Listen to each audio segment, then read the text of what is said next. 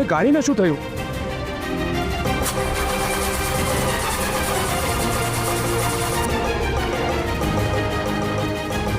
Petrol પતી ગયું.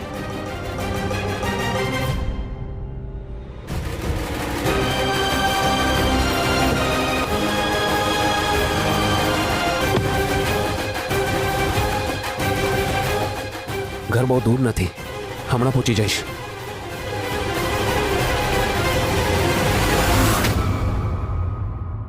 હવે બીજો ફેરો શરૂ થાય. મંગલમ ભગવાન વિષ્ણુ મંગલમ ગરુડધ્વજ મંગલમ પુંડરીકાક્ષો.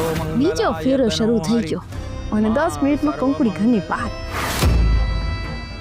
એ તો ઘરની બહાર જશે, પણ જે કાયમ માટે આ ઘરમાં આવવાની છે એ કેમ ક્યાંય દેખાતી નથી. લગ્ન પછી શ્રી અને એની સગાઈ છે ને? રિયા એના મમ્મી પપ્પાને લેવા ગઈ છે. આટલી વારમાં તો મુંબઈ જઈને લઈ આવાય.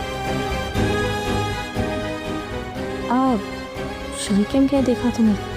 એ પણ ગયો છે કે શું એની સાથે? આ કંકુના લગ્નમાં એ બે જ હરક પદોડા થતા હતા ને?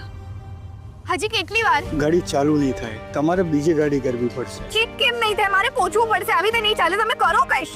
નાનતા આપણે બીજી ગાડી કરાવી લઈએ, મળી જશે બીજી ગાડી, પહોંચી જઈશું. સામાન કાઢીને પેલામાંથી ચાલ.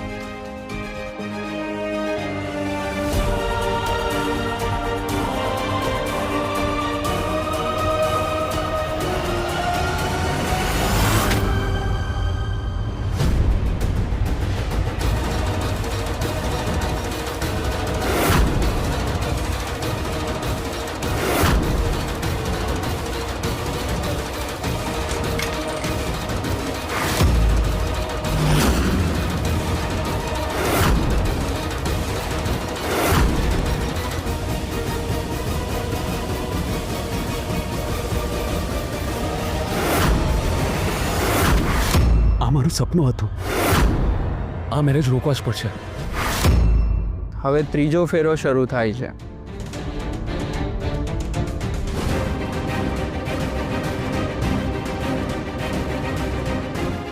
હા સાહેબ, આ માણસને જોયો છે?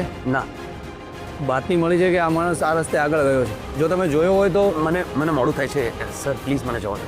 ઠીક છે. અરે જવા દો, જાઓ.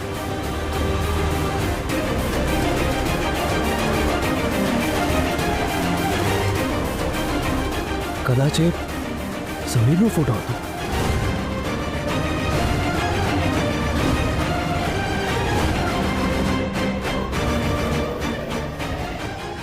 સર, આ ફોટો દેખાડો ને એકવાર. આ તો સમીર જ છે.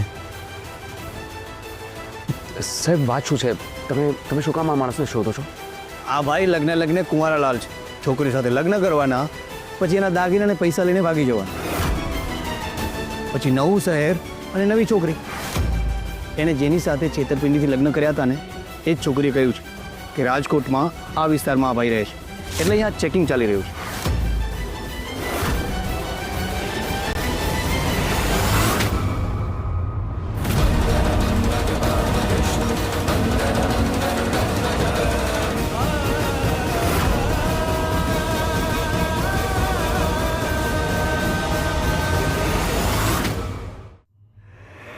એક મિનિટ.